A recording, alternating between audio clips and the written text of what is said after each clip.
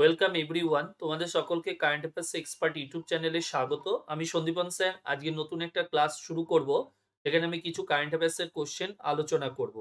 আগামী দিনে আমাদের যে পরীক্ষা রয়েছে, রেলের এক্সাম রয়েছে, সেন্ট্রাল গভর্নমেন্টের স্টাফ সিলেকশনে মনে রাখবে যে সমস্ত পরীক্ষাগুলো হয়, যেমন সিজিএল, এমটিএস, সিএইচএসএল এর পরীক্ষার জন্য খুবই গুরুত্বপূর্ণ। এবং এসবিআই যে ক্লার্ক এক্সাম, মেনের এক্সাম, সেই এক্সামের জন্য এগুলো খুবই গুরুত্বপূর্ণ কিছু কারেন্ট অ্যাফেয়ার্স এর কোশ্চেন আমি তোমাদের সঙ্গে আজকে আলোচনা করব। তো ফার্স্ট কোশ্চেনটা, যেটা আমাদের বিভিন্ন পরীক্ষার জন্য খুবই ভাইটাল একটা কোশ্চেন। রিসেন্টলি এই বিমস্টেক মিটিংটা অনুষ্ঠিত হয়েছে। কোশ্চেনটা হয়েছে যে এবছরে বিমস্টেক মিটিং কোথায় অনুষ্ঠিত হয়েছে, অর্থাৎ 2025 সালে বিমস্টেক সম্মেলন কোন শহরে অনুষ্ঠিত হয়েছে। এটা তো আমি এক কথায় উত্তর বলে দিতেই পারবো, কোনো অসুবিধা নেই। তো আমি দেখো একটু আলোচনা করব ডিটেলসে। যে আলোচনার মধ্যে আমি পুরো বিষয়টাকে আলোচনা করব। তো এখানে কি বলেছে, প্রথমত বিমস্টেক এটার পুরো নামটা কি মনে রাখবে। এটার একটা পুরো নাম আছে।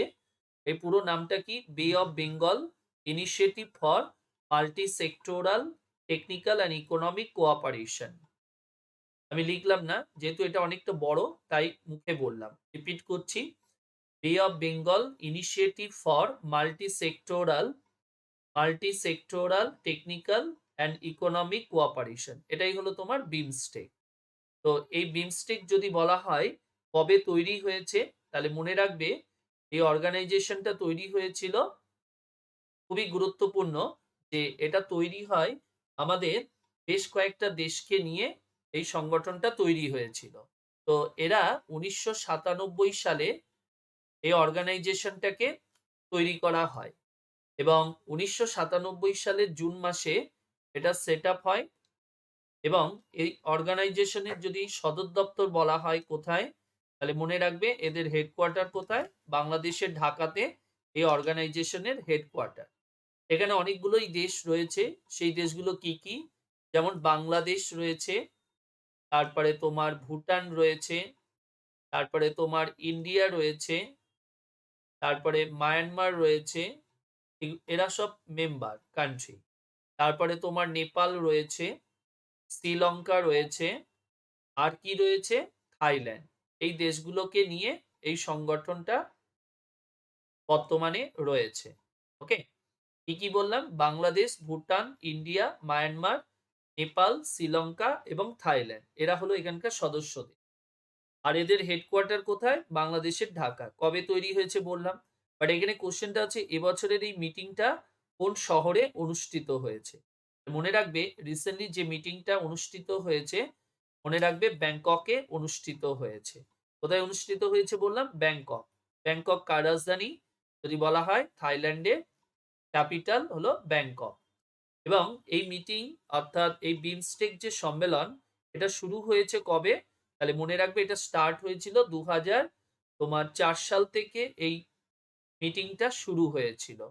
এটা স্টার্ট হয়েছিল কবে? তাহলে মনে রাখবে কবে বললাম? 2004 সালে শুরু হয়। কি শুরু হয়েছিল? এই বিমস্টেকের যে মিটিং গুলো প্রথম 2004 সাল থেকে শুরু হয়েছিল। আর ভারতবর্ষে যদি বলা হয়, ইন্ডিয়াতে এই মিটিং ফার্স্ট টাইম কবে হয়েছে? তাহলে মনে রাখবে 2008 সালে। 2008 সালে এই মিটিং ফার্স্ট টাইম অনুষ্ঠিত হয়। কোথায় হয়েছিল? নিউ দিল্লিতে এই মিটিংটা অনুষ্ঠিত। কোথায়? নিউ দিল্লিতে। ওকে, আর এটা 2004 সালে প্রথম হয়েছিল। এবার আসি পরের কোশ্চেনে। পরের কোশ্চেনে কি বলেছে? বলছে 2025 সালের আইফা মঞ্চে সেরা সিনেমা কোনটি হয়েছে। দেখো, আইফা যে পুরস্কার, যে মঞ্চ, তো সেই মঞ্চ বা এই যে পুরস্কারের যে মঞ্চ, সেটা আমাদের স্টার্ট হয়েছিল কবে? মনে রাখবে 2000 সালে এই আইফা যেটা শুরু হয়েছিল। তাহলে এটা স্টার্ট হয়েছিল কবে? 2000 সালে শুরু হয় এই পুরস্কার মঞ্চটা। তো এবছরে এটা 25 বছর পূর্ণ হয়েছে। আর এর পুরো নামটা কি?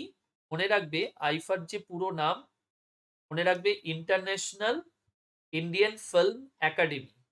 ইন্টারন্যাশনাল ইন্ডিয়ান ফিল্ম একাডেমি, এটাই হলো এদের পুরো নাম। শুরু হয়েছে কবে? ২০০০ সালে। তো তারই এবছরে সেরা সিনেমা কোনটা হয়েছে? মনে রাখবে 'লাপাতা লেডিস'। এই সিনেমাটা হলো তোমার বেস্ট মুভি হয়েছে। আইফা মঞ্চের বেস্ট মুভি। আর এখানে এবছরে যে মুভিগুলো আ যারা তোমার প্রাইজ পেয়েছে, এই প্রাইজ যারা পেয়েছে তাদের বিষয়গুলো এখানে আলোচনা করা রয়েছে। দেখতেই পাচ্ছ পুরো ডিটেইলসটা দেয়া হয়েছে বা দিয়ে রেখেছি আমি তোমাদের জন্য। কি, কি? এটা কবে হয়েছে? ৮ থেকে ৯ই মার্চ। এটা কোথায় হয়েছিল এবছরে? জয়পুরে অনুষ্ঠিত হয়। আর এবারে এটা কারা পরিচালনা করেছে? করণ জোহার এবং কার্তিক আরিয়ান। তো এখানে বেস্ট মুভি কোনটা ছিল? 'লাপাতা লেডিস'। সেরা পরিচালক কে হয়েছে? কিরণ রাও ওই সিনেমারই জন্য 'লাপাতা লেডিস' সিনেমার জন্য। সেরা অভিনেতা কে হয়েছে? কার্তিক আরিয়ান 'ভুল-ভুলাইয়া 3' সিনেমার জন্য। সেরা নায়িকা বেস্ট অ্যাক্ট্রেস কে হয়েছে? নিতানসি গোয়েল 'লাপাতা লেডিস' সিনেমারই। বেস্ট সিঙ্গার মেল কে হয়েছে? জুবিন নটিয়াল। আর কোন সিনেমার? আর্টিকেল 370 সিনেমার এই গানটির জন্য সেরা গায়ক হয়েছেন। আর বেস্ট সিঙ্গার ফিমেল কে হয়েছে? শ্রেয়া ঘোষাল 'ভুল-ভুলাইয়া 3' সিনেমার জন্য এই গানটির জন্য। আর সেরা মিউজিক ডিরেক্টর কে হয়েছে? রাম সাপাত 'লাপাতা লেডিস' সিনেমার জন্য। আর সবচেয়ে বেশি পুরস্কার পেয়েছে কে? 'লাপাতা লেডিস' ১০ খানা বিভাগে পুরস্কার পেয়েছে। তা বলা যেতে পারে সবচেয়ে বেশি মানে পুরস্কার পেয়েছে এই সিনেমাটা। নেক্সট কোয়েশ্চেন দেখো কি বলেছে? হচ্ছে সম্প্রতি রমাকান্ত রথ প্রয়াত হয়েছেন। ইনি কোন ভাষার একজন কবি ছিলেন? তো এই রমাকান্ত রথ ইনি হলেন উড়িয়া ভাষার একজন লেখক, যিনি সম্প্রতি প্রয়াত হয়েছেন ভুবনেশ্বরে। তো ইনি বেশ কিছু পুরস্কারও পেয়েছেন, গুরুত্বপূর্ণ পুরস্কার। যার ১ নম্বরে দেখো রয়েছে সাহিত্য একাডেমি পুরস্কার পেয়েছে ১৯৭৭ সালে, সরস্বতী সম্মান পেয়েছে ১৯৯২ সালে, বিষুব সম্মান পেয়েছে ১৯৯০ সালে, পদ্মভূষণ পেয়েছে ২০০৬ সালে। সাহিত্য একাডেমি পুরস্কার যেটা কারা দেয়? সাহিত্য একাডেমি যে সংস্থা, এরা এই পুরস্কারটা দেয়। আর এই অর্গানাইজেশনটা কবে তৈরি হয়েছিল? ১৯৫৪। তেমনি সরস্বতী সম্মান কারা দেয়? কে কে বিড়লা ফাউন্ডেশন।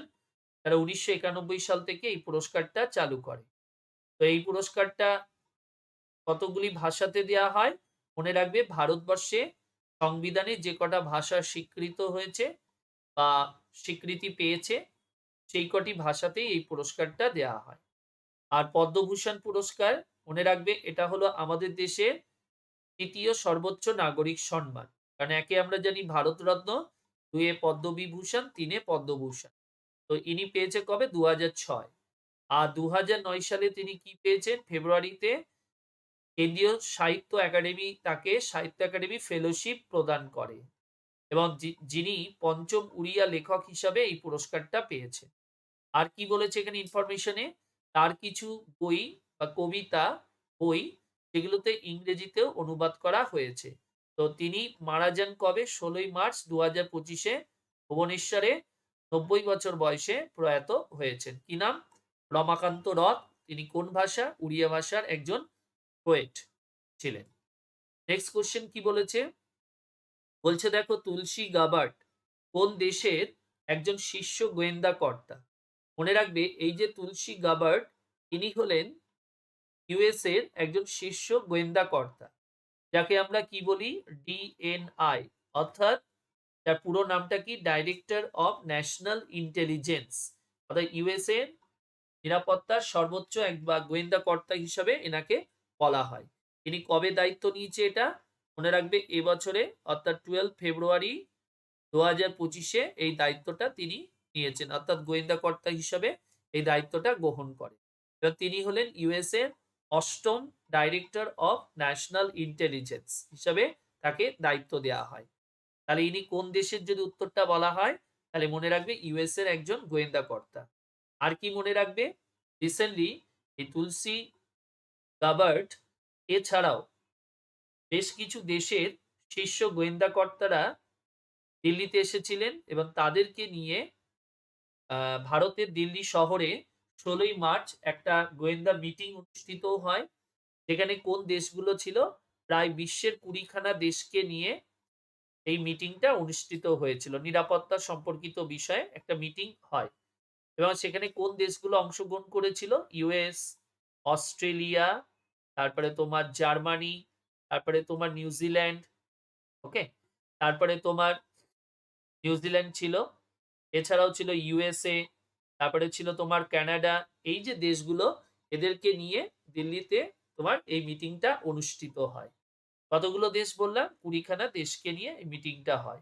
তো সেই মিটিংটাতেও ভারত থেকে কে অংশগ্রহণ করেছিল? ভারতের যিনি নিরাপত্তা অ্যাডভাইজার হিসেবে বলা হয়, সিকিউরিটি অ্যাডভাইজার অজিত দোভাল, তিনি এই মিটিং এ অংশগ্রহণ করেন। তো ইনি তাহলে কোন দেশের? তুলসী গাবার্ড, মনে রাখবে ইউএসএ। নেক্সট কোয়েশ্চেন এ আসি। বলছে ভারতীয় রেলওয়ে নতুন জোনটির নাম কি? আমাদের ভারতীয় রেলওয়ের যে নতুন জোন যেটা তৈরি হয়েছে, সেই জোনটার নামটা কি? মনে রাখবে এটা আমাদের ভারতীয় রেলের ১৮ নাম্বার জোন, 18 জোন। ওকে? তো সেই জোনটার নামটা কি? মনে রাখবে সাউথ কোস্ট রেলওয়ে। কি নাম বললাম? South Coast Railway. এবং যার হেডকোয়ার্টার কোথায়? তাহলে মনে রাখবে এদের হেডকোয়ার্টার হলো বিশাখাপট্টনম। এখানে হলো এই জোনের হেডকোয়ার্টার। এবং মনে রাখবে এই যে জোনটা তৈরি করা হয়েছে, অ্যাকচুয়ালি এই জোনটা কতগুলো রাজ্যকে নিয়ে তৈরি হয়েছে। অন্ধ্রপ্রদেশ, তেলেঙ্গানা, কর্ণাটক, তামিলনাড়ুর বিভিন্ন এরিয়া নিয়ে এই জোনটা তৈরি করা হয়েছে। আর এটা হলো দেশের ১৮ নাম্বার রেলওয়ে জোন। এবং এই জোনের অধীনে যে সমস্ত ডিভিশন গুলো রয়েছে, সেই ডিভিশন গুলো কি কি? গুন্টাকল, একটার নাম কি বললাম? গুন্টাকল রেলওয়ে ডিভিশন। সেকেন্ড হলো গুন্টুর, গুন্টুর রেলওয়ে ডিভিশন। তারপরে তোমার বিজয়ওয়াড়া, বিজয়ওয়াড়া, বিজয়ওয়াড়া রেলওয়ে ডিভিশন। আরেকটা হলো তোমার বিশাখাপট্টনম রেলওয়ে ডিভিশন। এই ডিভিশনগুলোকে নিয়ে তোমার এই জোনটা তৈরি করা হয়েছে। তো রেলের পরীক্ষার জন্য এটা কিন্তু খুব গুরুত্বপূর্ণ একটা কোশ্চেন। খুব ভালো করে এটা মাথায় রাখবে। ওকে? এবার আসি আমরা পরের কোশ্চেনে। পরের কোশ্চেনটা কি বলেছে দেখো। বলছে বালোচ লিবারেশন আর্মি কোন দেশের একটি জঙ্গি সংগঠন? রিসেন্টলি এরা খবরে এসেছিল। এটা হলো বালুচিস্তান যে লিবারেশন আর্মি, তাকেই আমরা বলছি বালোচ লিবারেশন আর্মি, যারা রিসেন্টলি পাকিস্তানে একটি ট্রেনকে হাইজ্যাক করেছে। তো এরা কোন প্রদেশের? পাকিস্তানের বালুচিস্তান প্রদেশের এরা একটা জঙ্গি সংগঠন। কি নাম? Baloch liberation army. তাহলে এরা কোন দেশের যদি বলি আমরা? পাকিস্তানের, মনে রাখবে।